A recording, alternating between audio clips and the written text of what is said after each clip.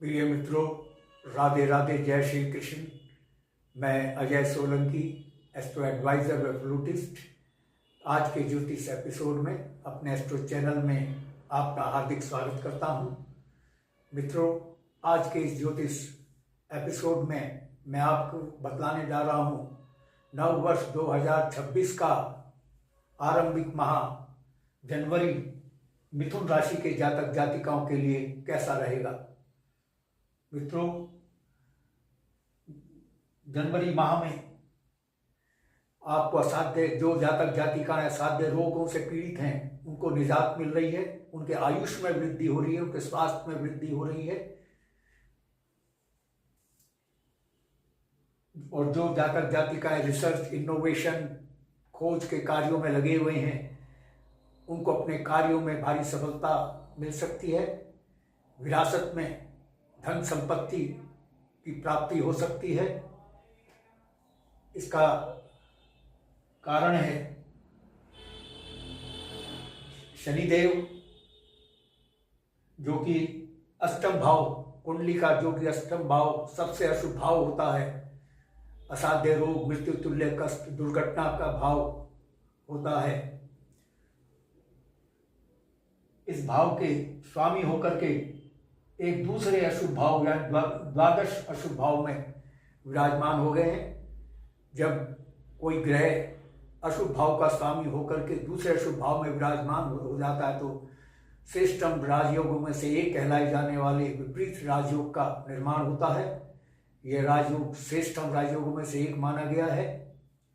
इस राजयोग की खासियत यह होती है कि ये जिन अशुभ भाव में बनता है उनकी अशुभता को ही समाप्त कर देता है।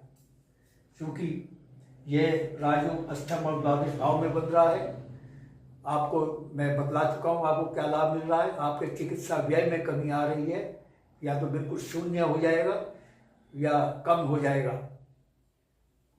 विदेश यात्राओं के योग बन रहे हैं, जो कि बहुत लाभकारी यात्राएं होंगी।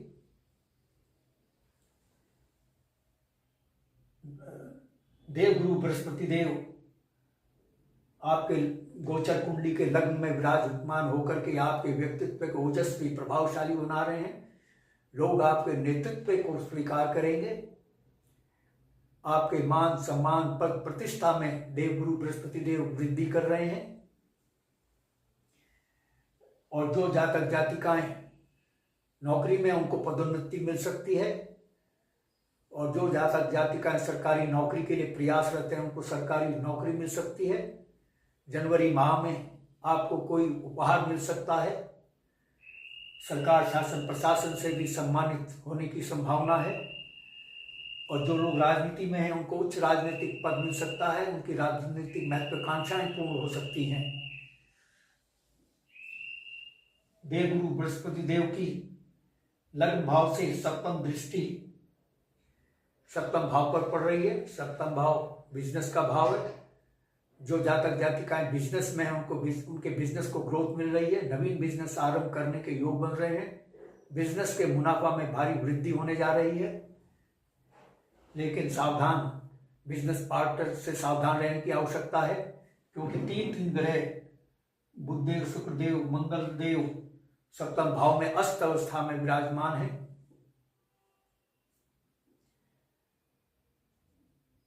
पारिवारिक जीवन आपका सुखमय रहेगा। जनवरी में पति पत्नी के बीच तालमेल अच्छा रहेगा।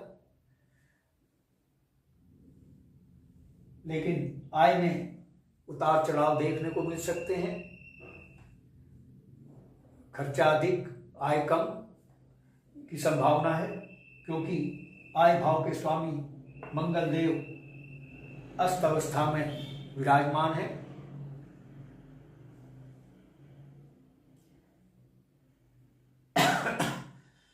इसके साथ ही भाग्य में आपका भाग्य उदय होने जा रहा है। लेकिन भाग्य में वृद्धि तो हो रही है, लेकिन भाग्य में थोड़ा उतार चढ़ाव भी देखने को मिल सकता है। क्योंकि भाग्य भाव में राहु देव विराजमान है, जो कि पाप ग्रह हैं। और शनिदेव, जो भाग्य भाव के स्वामी हैं, वो द्वादश भाव अशुभ भाव में विराजमान है।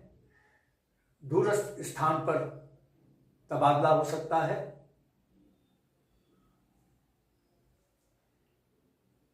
और भौतिक सुख सुविधाओं में थोड़ी कमी आ सकती है। माता के स्वास्थ्य में कमी आ सकती है। माता पिता से थोड़ा तालमेल बिगड़ सकता है। माता पिता का सम्मान करें, तालमेल बनाएं।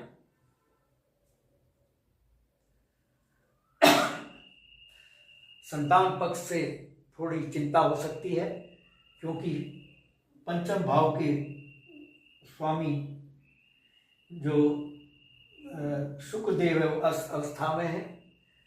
शेयर बाजार में थोड़ा निवेश करने में सावधानी बरतें। शत्रु आपके सक्रिय होंगे। शत्रुओं से सावधान रहने की आवश्यकता है, क्योंकि षष्ठम भाव के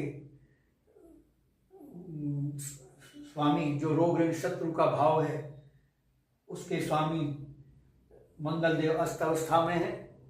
शत्रु आप पर हावी रहेंगे। पैसा फंस सकता है, पैसा उधार ना दें। जो पैसा वापस आना है, आपको मिलना है, वो अभी उसमें मिलने की संभावना नगण्य है।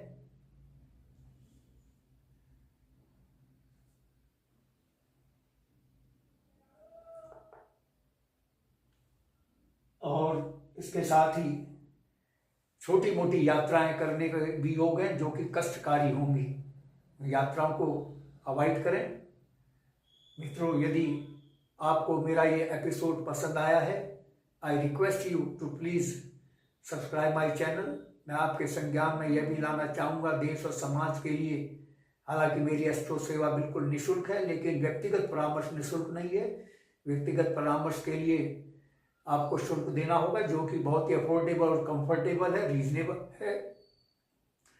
शुल्क इसलिए है कि क्योंकि इस कार्य में मेहनत लगती है, परिश्रम लगता है, समय लगता है, एस्ट्रोलॉजिकल कैलकुलेशन की आवश्यकता होती है। यदि आप अपनी लग्न कुंडली या जन्म पत्रिका की एनालिसिस कराना चाहते हैं, तो आप अपने प्रश्नों के साथ अपनी बिल्कुल सही जन्म तिथि, जन्म समय, जन्म स्थान मेरे व्हाट्सएप नंबर 9411769698 पर भेज सकते हैं।